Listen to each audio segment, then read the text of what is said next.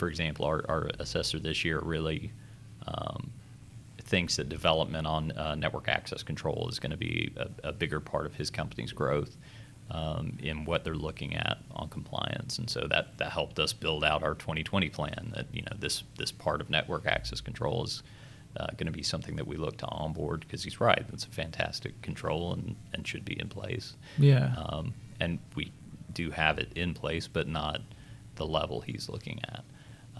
So really looking at like no audit or assessment is ever compliant enough.